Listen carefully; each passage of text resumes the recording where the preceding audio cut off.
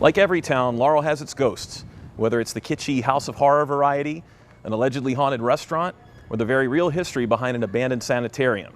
The ghosts of places past, sometimes even the buildings themselves, still haunt our collective memory. I'm Richard Friend, and this is a special Halloween episode of Lost Laurel.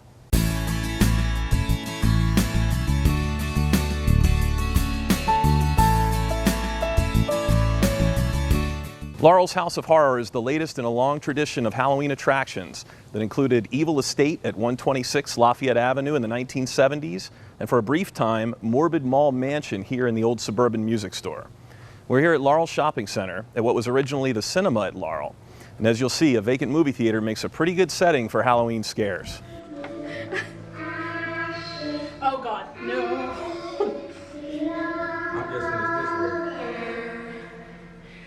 Oh, no. Say hi. You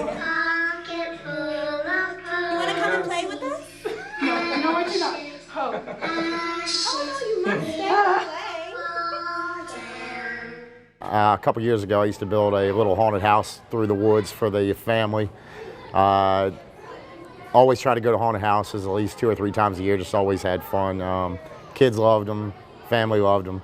2013, we decided to build our own, so we started looking for places to build.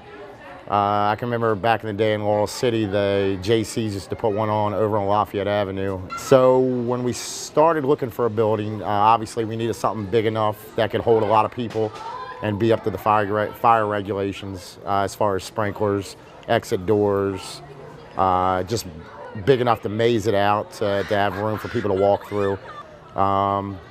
Checked a couple places. It would have cost us a lot of money to upgrade some of the places. We came here.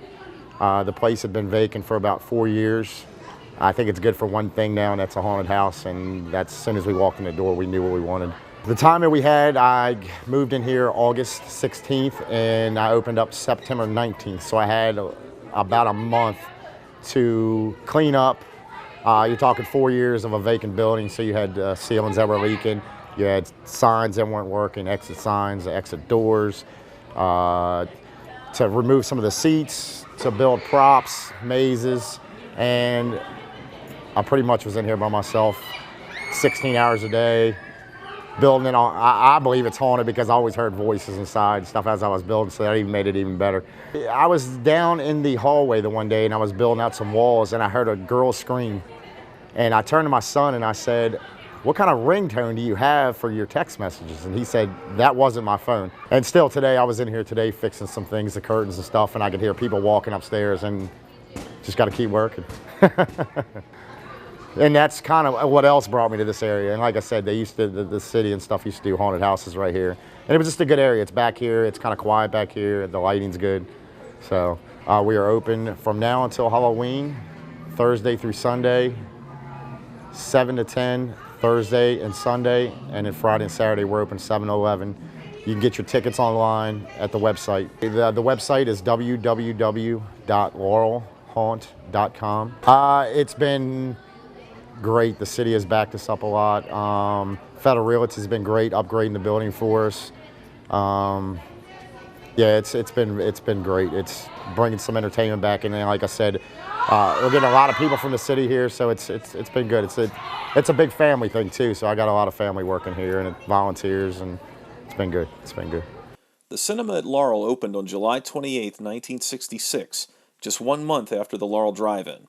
Suddenly, Laurel had 3 movie theaters to choose from, after decades of having only one, on Main Street.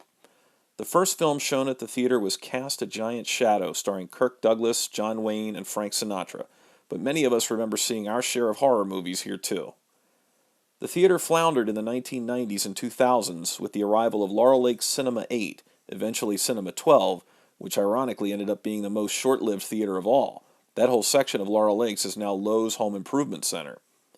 Its most recent incarnation featured Bollywood Films, which was also short-lived.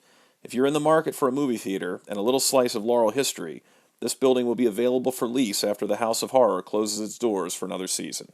The new Laurel Shopping Center sign at the Route 1 entrance replaced, for the most part, what had been the cinema marquee for the past 46 years. Just before it was dismantled in 2012, The shopping center playfully posted a final message on the marquee.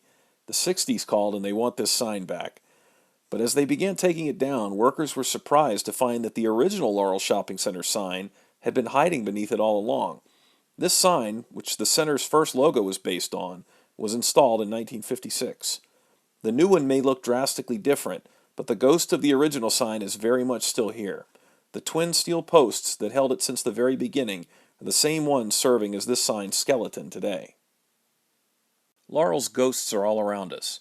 They're not the ghosts of people so much as they are places, and you have to know where to look. Maybe it's a familiar stretch of road in an ever-evolving landscape, or finding the exact spot where generations before us went about their business. The business has changed, but the ghosts never really leave. Empty lots may not be as vacant as they seem. Certainly there's still an energy at the corner of Sandy Spring Road and Montgomery Street, where from 1950 to 1983, Fyffe Service Center was a popular bar, grocery store, and filling station. Run by brothers Harry and Walter Fyffe, the little corner structure seemed frozen in time throughout its existence, changing very little in 33 years. The Amoco pumps had run dry by the early 1970s, yet remained on the premises long after the business closed on May 1, 1983. The last sale showed a cost of 31 cents per gallon. The house itself was a kit home built in the 1930s, which arrived in town on a railroad car. At that time, the site was one of Laurel's 2 original gas stations, the other located on the north side of the Fred Frederick car dealership on Route 1. The dilapidated building was bulldozed on December 4, 1995, more than 12 years after Fyffe's closed permanently. The Laurel Museum has a corner devoted to Fyffe's memorabilia, including photos, a liquor license, and one of the original bar stools, as part of the Lost and Found Laurel exhibit that runs until December 21st.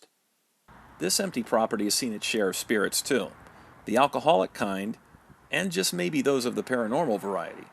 An abandoned restaurant sat here for over 6 years before it was finally razed in 2013. This is the site of the Bay and Surf. Opened in 1965, the popular restaurant was a Laurel favorite throughout the decades, offering what was universally considered Maryland's finest cream of crab soup. It closed, however, after a refrigerator compressor fire in the early morning hours of Valentine's Day 2007. Speculation about reopening, even at another location, floated around for years but never materialized. This was one place where stories from past employees have consistently resurfaced about paranormal activity. Reports of knives flying into walls, falling chalkboards, glasses mysteriously stacked on the floor behind the bar, and a disembodied woman's voice emanating from ventilation grates. And at the center of it all was a supposedly haunted fireplace. One legend cites a previous building owner who caught his wife cheating with his stepbrother, whom he shot and killed. The wife then vanished, presumably meeting her end in that fireplace.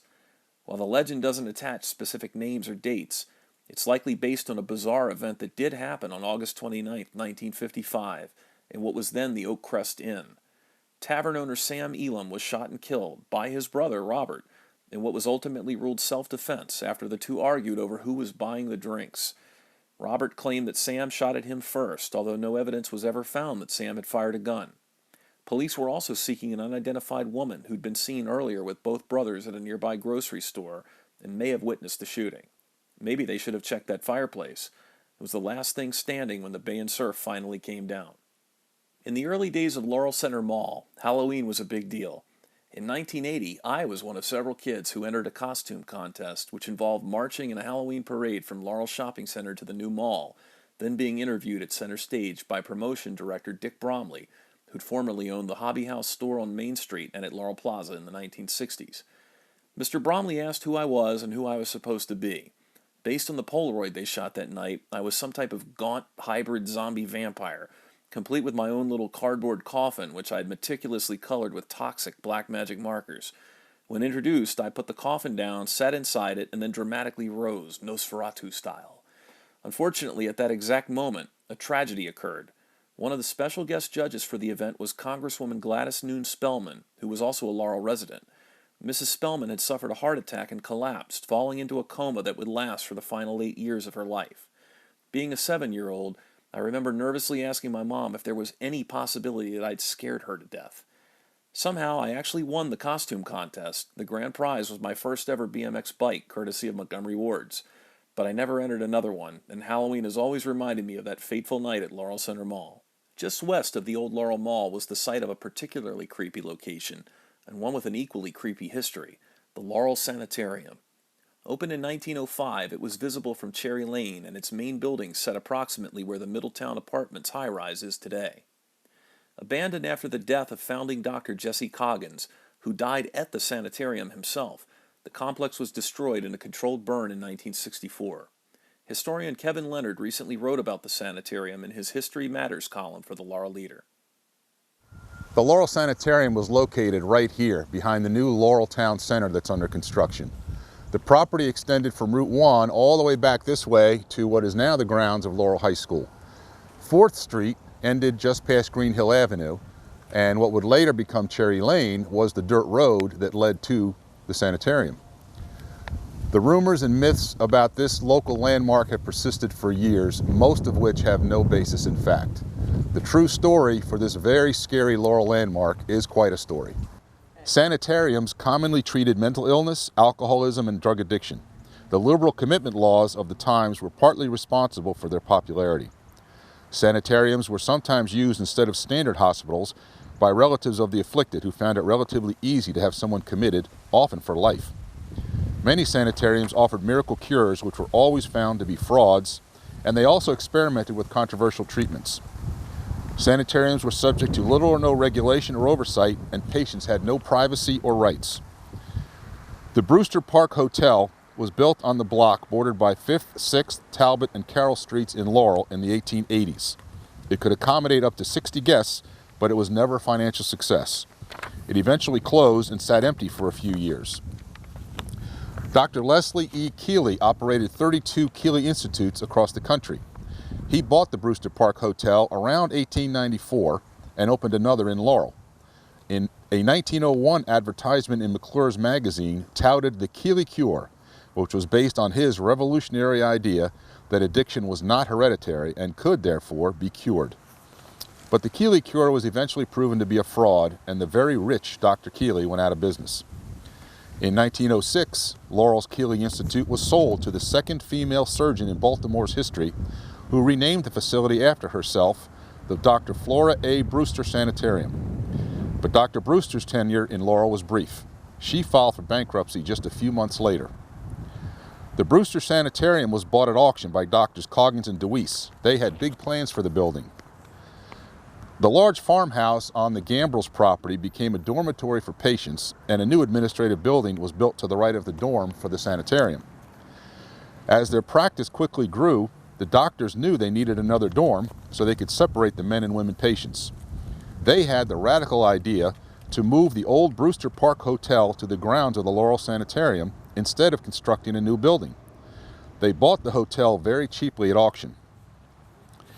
By 1908, the old hotel was ready to move to its new location. With an audacious plan in hand, the movers began in December. Moving a large T-shaped hotel in 1908 seems impossible, but the location was fortunate. The Washington to Laurel trolley line was a straight shot from the Brewster Park Hotel to the Laurel Sanitarium. The trolley tracks ran down 6th Street and across the sanitarium grounds behind the two buildings already in operation. The hotel was jacked up onto pilings so it could be pulled forward on a greased track and slid onto greased telephone poles laid across the trolley tracks. A team of horses then slowly pulled the structure along the greased poles, using the tracks as a guide. The hotel was moved a little over a half mile to its new location in this fashion. This caused quite a sensation. According to the Baltimore Sun, every day a large crowd of sightseers from all parts of Prince George's and the neighboring counties throngs about the house and the workmen busy as ants. When the building was finally in place in early 1909, Dr. Coggins told the Sun that he had saved $5,000 by moving the hotel instead of building a new structure. The hotel was placed to the right of the administrative building and became the men's dormitory. The basement of the men's dorm contained a gymnasium with a bowling alley, billiard table, shuffleboard, a rowing machine, and a punching bag. Over the years, additions to the complex were added and all buildings were connected to the administrative building in the middle. Treatment for the patients ran the gamut from serene to abusive by today's standards. Prefrontal lobotomies were common. They used seclusion therapies by locking patients in a room and restraint using straitjackets or handcuffs for violent patients. It was the common belief that all mental illness could be cured by psychotherapy alone. Dr. Coggins was a pioneer in using hydrotherapy at Laurel for the more violent patients. Hydrotherapy became a common treatment for a variety of mental illnesses. The treatment used water to produce desired reactions in patients. Typically, for violent patients, warm baths where the patient was strapped into a tub for hours or even days was used. Another method of hydrotherapy was to wrap the patient like a mummy in towels or sheets soaked in warm or cold water for hours. Dr. Coggins' obituary claimed, "It is to his credit that in his many years of operating the Laurel Sanitarium, his institution never suffered notoriety of any sort." Nothing could have been further from the truth. Almost from the time it opened and continuing through its long history, newspapers reported on patient suicides, unexplained deaths, lawsuits against the sanitarium from patients who claimed they were kidnapped or being held against their will, and at least one murder on the grounds. Judicial hearings to decide if a patient was truly insane, initiated by the patient or sympathetic family members, were routinely reported in the press. In fact, Dr. Coggins' first wife, Mabel, hung herself in the sanitarium in 1931. Celebrities of the day were common patients at Laurel. Most were afforded anonymity, but some leaked out. J. Edgar Hoover's father was committed to the Laurel Sanitarium in 1917. Biographies of Hoover differ as to how long his father was at the sanitarium, from a few months to a few years. They also differ about Hoover's frequency of visiting his father. They range from frequently, whenever he watched the ponies at Laurel Racecourse, which was a favorite pastime of his, or to never visiting or even acknowledging his father's institutionalization. The biggest scandal involving the Laurel Sanitarium occurred in 1926. Before Home Rule was enacted in 1973, the District of Columbia was governed by commissioners appointed by the President. Commissioner Frederick A. Fenning, appointed by President Calvin Coolidge, had a lucrative side business. Fenning, dubbed a one-horse lawyer during his confirmation hearings, represented a large number of insane World War I veterans confined to St. Elizabeth's Hospital in D.C. and the Laurel Sanitarium as their guardian. Unknown to his clients, Fenning worked with the management of both to secure clients. When his activities were exposed, Congress moved to impeach him. The charges against him included acting as an attorney while commissioner, an exorbitant remuneration for guardianship of lunatics, among other charges. News reports claimed that he had a virtual monopoly of guardianship cases. The newspapers reported daily on the scandal, which dragged on for months and included hearings before Congress. When Fenning put an end to the scandal by resigning, the Washington Post declared this was to be expected. During World War I, the U.S. Army used the grounds of the sanitarium to temporarily house soldiers. Coggins served as a volunteer medical director for the Army camp. Coggins and DeWeese together ran the sanitarium until DeWeese's death in 1934. Dr. Coggins married his second wife, Helen, in 1941. She was a nurse at the sanitarium when they wed. In 1950, the sanitarium gave up its treatment for addiction and became a geriatric hospital for women. After treating 80,000 alcoholics, by his own count, Coggins seemed to change his mind about his methods. He then declared that there's only one good treatment for them, and that's Alcoholics Anonymous. In the early 1960s, Coggins began to sell some of the property. A large swath on Route 1 was sold to Berman Enterprises so they could expand the Laurel Shopping Center, which became the Montgomery Ward store.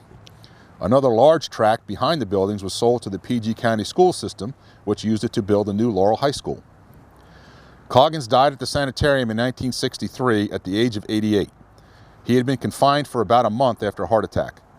8 months later, Mrs. Coggins announced that the sanitarium would close for good. Among the residents who were misplaced was a patient who had lived there since 1910. 11 patients were in their 90s and several were 99 years old. Coggins did not fade away into obscurity just yet. A few weeks before passing, he wrote a new will, which left the bulk of his estate to the Keswick home, known as the Home for Incurables of Baltimore City. His will directed that the money be used for, quote, white patients who need physical rehabilitation. He further stated that if the terms were not acceptable to the Keswick home, then this bequest shall go to the University of Maryland Hospital without the racially discriminatory condition. This set off a legal fight between Keswick and the university that lasted decades. Ultimately, in 2002, the Maryland Court of Appeals reversed a lower court ruling and awarded the $31 million estate to Keswick. The court ruled that Keswick could not have been expected to follow illegal discriminatory instructions. The sanitarium was burned down by the Laurel Volunteer Fire Department. The ruins remained in place for many years, and many local residents as children remember playing in them and seeing the restraints and the handcuffs still attached to the basement walls.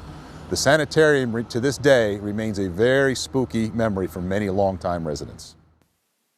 The Avondale Mill stood for nearly 150 years on the banks of the Patuxent River before a devastating fire on December 19, 1991, reduced it to rubble.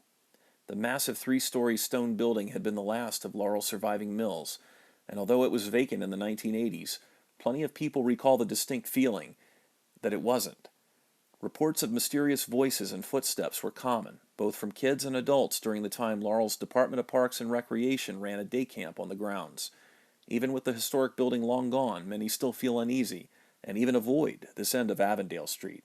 Another Laurel landmark lost to natural disaster was the 9th Street Bridge, a replacement span built in 1889 which connected Prince George's and Howard counties near the site of the Laurel Cotton Mill. The steel bridge was famously washed away during Tropical Storm Agnes in 1972 and never rebuilt. Today, visitors can stand at the edge of what's now Casula Point and take in the view of the river, or easily envision the ghost of the bridge. Those who drove or rode their bikes across the span can still hear the sound their tires made on that metal surface, a phantom in its own right. But the 9th Street Bridge has been rebuilt, so to speak, just on a much smaller scale. Master craftsman James Ladenburg has created an amazingly accurate miniature scale model, part of his plan to build an elaborate replica of 1880s Laurel, including the bridge, the mill, and the surrounding structures. Time and funding are James's biggest obstacles. He hopes to be able to complete the project and have it become a permanent display somewhere in the city, a great idea for the upcoming 150th anniversary. I hope you've enjoyed this special Halloween edition of Lost Laurel, and hopefully we haven't scared you out of town. Be sure to watch Laurel TV on Comcast Channel 71 and Verizon Fios Channel 12, and follow Lost Laurel on Facebook. And join us next month when we'll be taking a look at Laurel Shopping Center. I'm Richard Friend. Thanks for watching.